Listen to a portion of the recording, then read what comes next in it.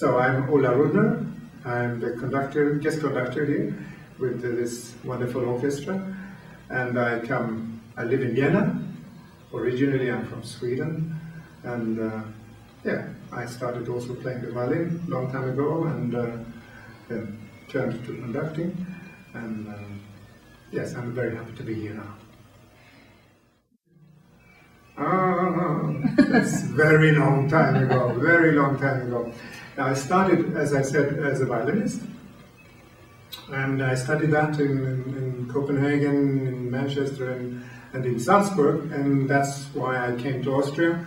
And then following that, I was concertmaster in Vienna, in the Vienna Chamber Orchestra, in the Vienna Symphony Orchestra, and also in the Vienna Volksopera. So I was concertmaster, but 20 years ago, I decided, because I had started doing conducting on the side, so to speak, because people asked me to do it, and I tried, and then I decided 20 years ago I cannot do both.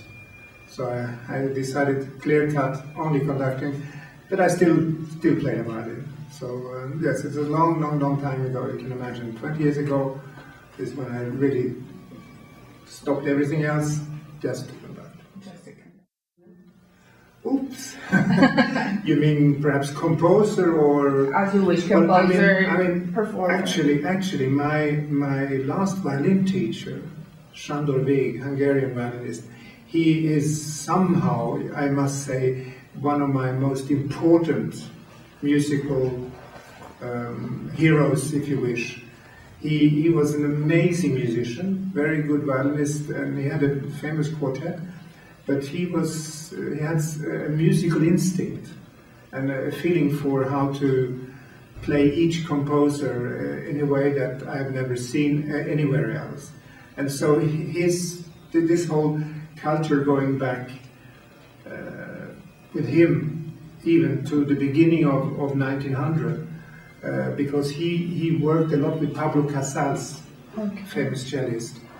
And those musicians around Casals and Sándor Vég, they played in a very old tradition that then is more or less forgotten. But this is how the music was played, and it was so full of inspiration and fantasy. I find this is really what the music is about. And so for me, he is the first and biggest hero, if you wish, in music, yes. I would say so. That's a big question. Look, when I work with an orchestra and I feel a close understanding between me and the orchestra, I get to do the greatest music in the way that I believe is the right one, or the convincing, I would say, convincing way. And I get to do this very often. So for me, this is the purpose of my life in a way, musically speaking, to have these experiences and give these experiences to the orchestras, and then of course, as a result, to all the audiences that I perform to. And so more big goals in my life. You know, I love to work with good orchestras. But an ultimate goal, I don't know. If I have a very good orchestra, I can achieve even bigger results. But I see that with good orchestras and the goodwill in the orchestras, you can make miracles. And we produce then concerts that the audience feel what we are saying. And this is why I'm here. This is the only reason. It's not for career. Career is not so important to me. Important is the result of every concert I make. To most people. To the people. And I think it's working. I think it's working this way, and I'm very happy. I'm very content. I mean, it's in that sense, my work is a dream work, because I get to do what I like to do, and if the results are good, everyone is happy, and that couldn't be better really. So yeah. Fantastic, wonderful, yes.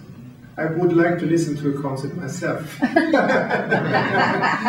have to conduct it. It's very nice. Yes, it's warm acoustic, and you can hear everything well. And I think it's a good mixture also in the hall. So yes, you're lucky. Very, very good hall. The pieces we're doing is, of course, Schubert, the Unfinished Symphony, which is one of the most personal pieces by Schubert, I would say. He wrote it right after his mother had died, and you can hear some of this here. It's like, in the first movement, it's the pain of this loss. It's not so obvious, but there is this element. And the second movement is the feeling sometimes we have. We can be unhappy and happy at the same time. We know fate is like this. Our life is like this. We have bad things, but there is some sun coming out of the sky now and then. And this is what we feel in this music. In the second movement, he opened up to us and say, life is still good. So there are two movements, one pulling down and the other one lifting up. And this is a wonderful thing in a piece of music. And of course the second piece, Richard Strauss, Heldenleben, or the life of a hero, is an exciting piece, and a virtuoso piece for the orchestra. But also there are so many fantastic parts in the score that actually speaks to us if we want to know it. I really believe that music is not just notes. It's kind of speaking to us as well. And this piece has also parts like this. I mean, there's the famous second part of the piece. I mean, you will not hear a break in the piece, of course, but internally the second piece, part of the piece is where he presents actually his wife, Richard Strauss, and how she is. And it's like they are having a conversation.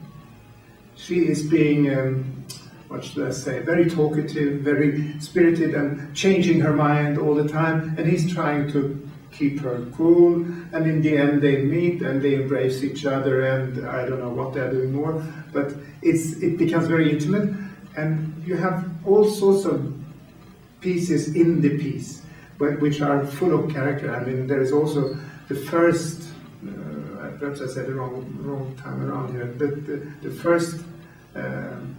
the second part is actually when he's talking about all the stupid people there are, how they are always speaking, they like speaking badly about other people.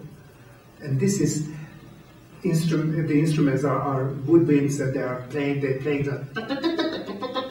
like you can hear people playing, talking to each other about someone else and making stupid comments, and you can hear it, you can really hear it.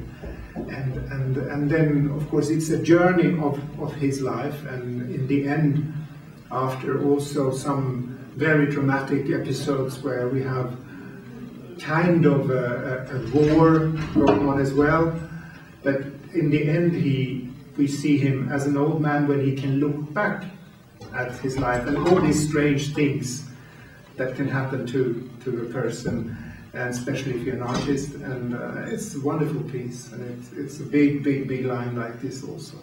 It's very exciting. It's quite a difficult piece for the orchestra.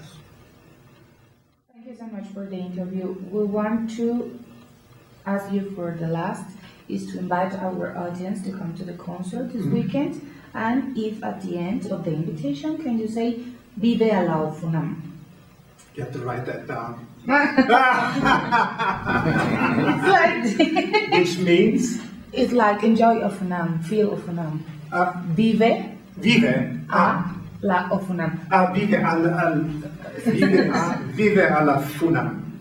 Okay, and invite them to come. Yes, please come to our concert. and I'm sure you will enjoy it very much. It's a great program, and the orchestra is in very good shape. Thank you so much, Maestro. And